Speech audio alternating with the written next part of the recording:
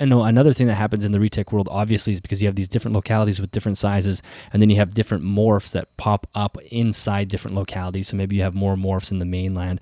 You have mixing that way because people want to drag the morphs into the smaller animals, and Yep. then I think that's where you guys get these like crazy percentages across, well, Yeah. all these different things. So maybe you could explain those percentages for people who have no idea what that is, and then I'm also curious, how reliable are those? Because I assume that's an indication of what you might be able to expect for size.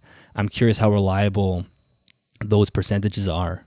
Right. So in terms of reliable, you're referring to size, right? Yes, yeah. Okay. Good. Okay. Just wanted to make sure. So because there's another aspect of reliability when it comes to like if those locality percentages are actually accurate based on Right. like, can they so okay, so let's do simple math, right? So, if we're taking 100% Calatoic, remember Calatoa is a super dwarf, and we're taking it to like a mainland Motley, right? So Motley is a morph, and you take those two together. Motley is an incomplete dominant. When you take those two together, half the clutch is going to be Motley, half the clutch is going to be normal. You know, mathematically speaking. And what you do to determine the percentage is, there you have a super dwarf that's a Calto that's 100% super dwarf, and then you have a mainland that is 0%, right? So there's two animals. So you take 100 divided by two, and you're left with 50%, right?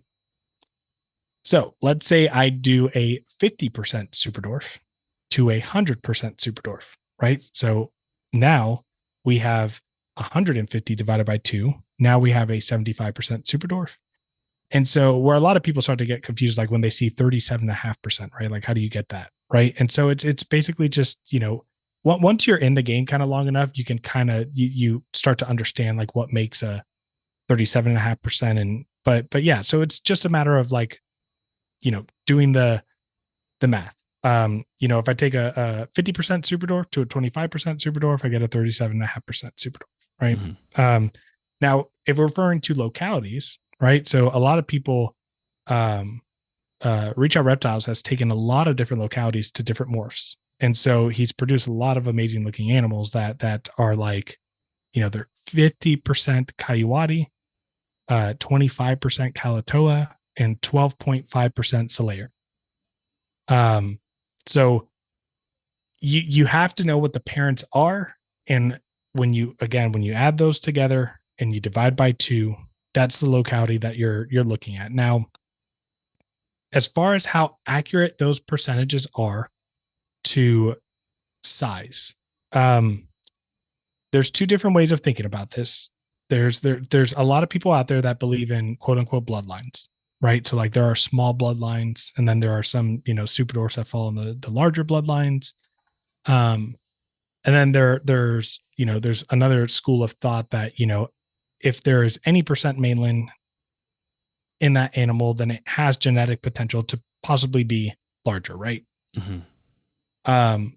My thoughts is that the higher the super dwarf percentage, the more likelihood that the genetic odds are going to hit that most of the snakes in that clutch are going to be on the smaller side, versus that, where the mainland comes from, right? So let's use 75%, for example.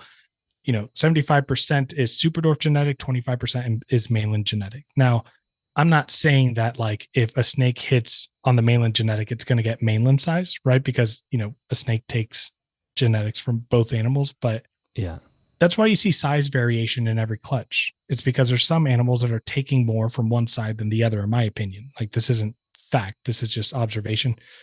We just had an episode on the Retic Lounge with Rare Genetics. So hopefully the Retic community gets behind us, start sending in sheds, so that we can start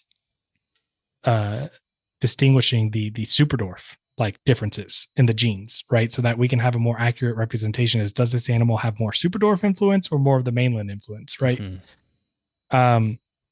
So the industry standard to consider something a super dwarf is 50%. I disagree with that because it's also a 50% mainland, right? Yeah.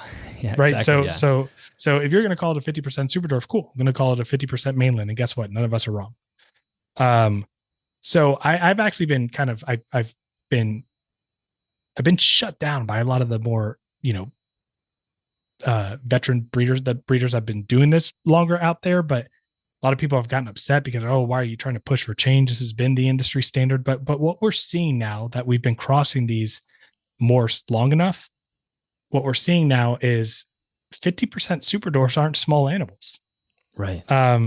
They're smaller than mainlands, but for example, I have a 3.5-year-old 50% Kalatoa, 12.5% Jampea. So actually a total of 62.5% super dwarf and dwarf that's in my garage right now. She's 3.5 years old and she is like approaching 10 feet. Wow. She's got a lot of growing to do, right?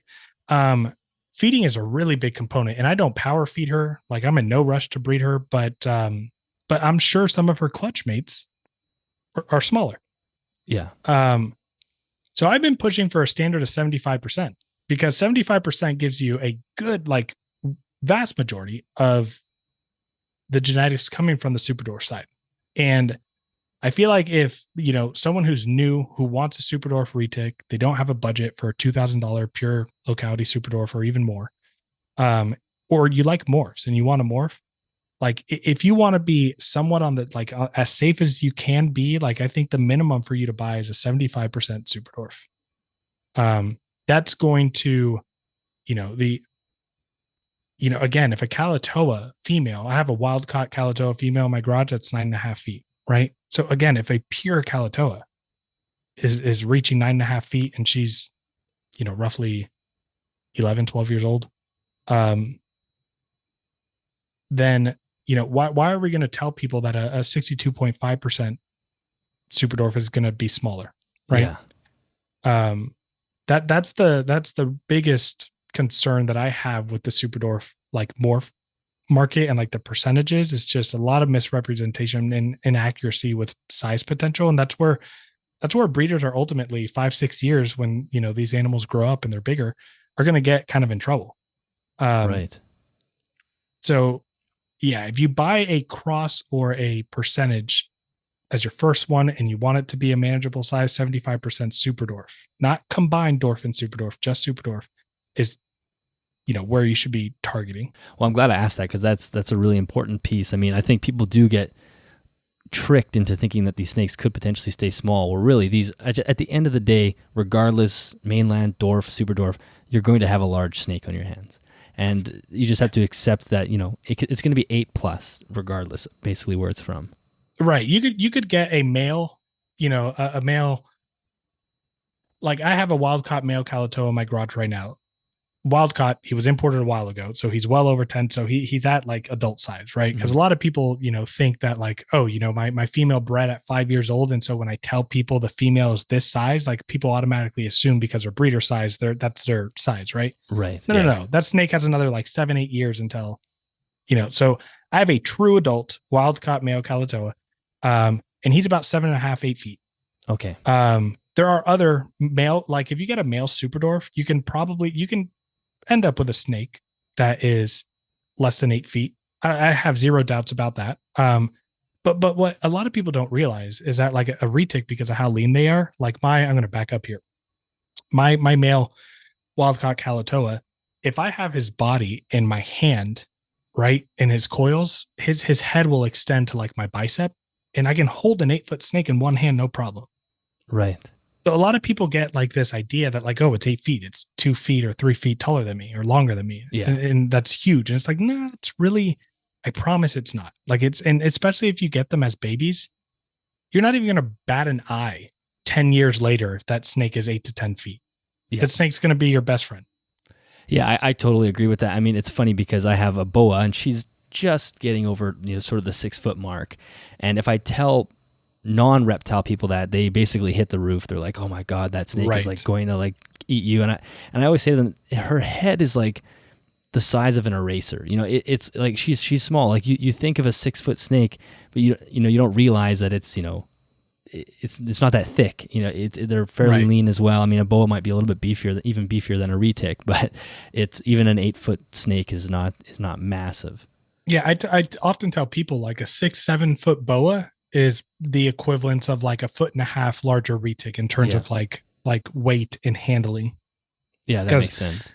Because again, retics when kept healthy are really lean, they're strong, right? I'm not saying that boas are stronger, but boas, man, they're dense with muscle. Like they are dense animals. Yes, they are. That's why they destroy everything. Like that's why I'm always like, oh, right. I set up an environment for them and they just like plow over everything because they're very dense. Right. I love the little mini ecosystems you have in the back with the enclosures that you do for your animals. It's awesome. Thank you. Yeah, they're fun to put together. The boas like to dismantle them, but yeah. As far as behavior or care across localities or anything, is there massive differences? No, I mean, generally speaking, you can keep them all. So what most people do as a mistake is they keep reticulated pythons too hot, like way too hot. Back in the day, and even now, some mainland retic breeders,